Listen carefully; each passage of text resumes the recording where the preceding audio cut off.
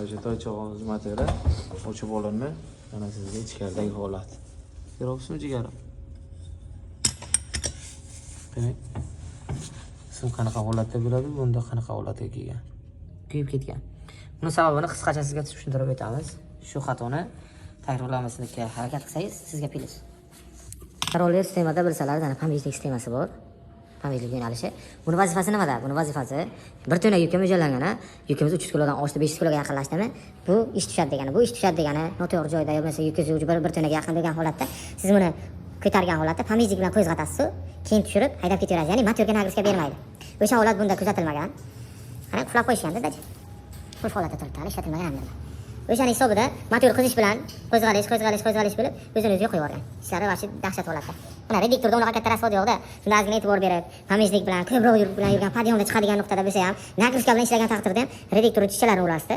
Tishi urgan taqdirda unaqa katta rasvod 200 ming 300 ming beradi. Reduktor ichida seli katta tishini urgan taqdirda maksimal 600 ming bilan bitardi. Ana endi o'zi 1,5 million so'm bilan bitib o'tiribdi.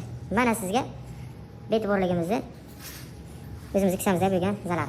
Eng maza qilgani buni qulab qo'yish, buni ishlatish kerak-da, buni ishlatish kerak. Buni ishlatmagani uchun yo'q joydan normal rasvod turibdi. Xullas 6 oy bo'lgan toychoqqa 2 oy ishlatilgan, motorda shunaqa holat kuzatilgan, o'shandan keyin bu salkam to'rov yotgan ekan. Eng qizig'i, bu raskrochkaga olingan, hali pul to'lab olingan yo'q, pul so'rashganiga toychoqlar buzildi. Qiyrindan to'laydi, shunaqa qilishganiga tadbirkor o'zi ketirib, endi rasvodini qanaqa qoplaydi bular bilmadim. Bu insondan oladimi? Yo'q bo'lmasa o'zini ishlashdan bo'ladimi? Endi buni ular biladi. Bizlarga sizlarga aytamiz, pamijlik shu uchun ishlaydi. Jon jigarlar. Yuk bilan yuribsizmi, podiyomda turibsizmi, pamijlik ko'taring, qo'zg'atib oling, keyin pamijlik tushirib, obisni gaz bilan ketavering. O'shandagina motorda ancha qulayliklar his qilinadi, chiroyligina yuraverasiz. Keyin massa alishtirishga o'ta e'tibor beramiz. Xuddi avtomashinaga o'xshaydi, o'zining grafiklari bor, tez alishtirib turish kerak. Uni o'zida bilasiz, massada yog' bo'ladi. Jip-jip yopishib turadi o'zimizda mashinalarga o'xshagan. O'shani qurbi ketdimi, reduktorda xuddi suv quyganda aylanadi-yu, tishlari urib, bu holatlar ham kuzatilyapti. Agar massa ta'min xizmatlari kerak bo'lsa ham bemalol murojaat qilaverasizlar. Ketirsalar, chiroyli qilib zapravka qilib beramiz. Xizmatlar unaqa katta summa turmaydi. Maksimal 50 mingdan 150 minggacha turadi. U solinadigan massasi-yu, ustidagi vaziyatlarga, ishiga qarab bo'laveradi. Bunaqa xizmatlar kerak bo'lsa, sizlar uchun doim xizmat tashlaydi. Salomat bo'ling, bizni kuzatishda davom eting.